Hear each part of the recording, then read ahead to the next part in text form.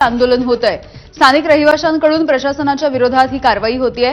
ऐतिहासिक वास्तू परिसरामध्ये राहणं हा आमचा गुन्हा आहे का, असा सवाल स्थानिकांनी विचारलेला आहे आणि स्थानिकांनी प्रशासनाला हा सवाल करत आता हे आंदोलन सुरू आहे। इथला आढावा घेतलाय आमच्या प्रतिनिधींनी।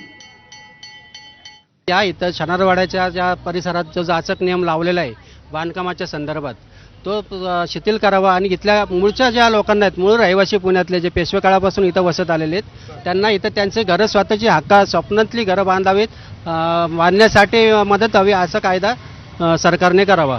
या ठिकाणी लाल महालासमोर आमची जुनी चाळ आहे, साधारण पेशवे काळापासून चाळ आहे। त्या वाड्यामध्ये 64 कुटुंब राहतात। ही 64 कुटुंब राहत असताना सर्व लोकांची हलाखीची परिस्थिती आहे आणि त्याप्रमाणे ह्या ठिकाणी जो नियम केलेला आहे 2003 साली हा कायदा आणलेला आहे। ह्या कायद्यान्वये 100 मीटरमधील भागात लोकांना या ठिकाणी परवानगी नाही आहे। साधारण 2 ते 3 हजार कुटुंब या ठिकाणी राहतात। साधारण 10 ते 20 हजार लोक विस्थापित होत आहेत। ह्या ठिकाणी बांधकामाला परवानगी मिळावी अशी आम्ही मागणी केलेली आहे। आम्ही इथे प्रत्येक राजकारणी व्यक्ती ज्यांनी या विषयाशी दखल घेतलेली होती त्यांना आम्ही आमच्या प्रत्येकाला निवेदन आजपर्यंत सगळ्यांना दिलेले आहे।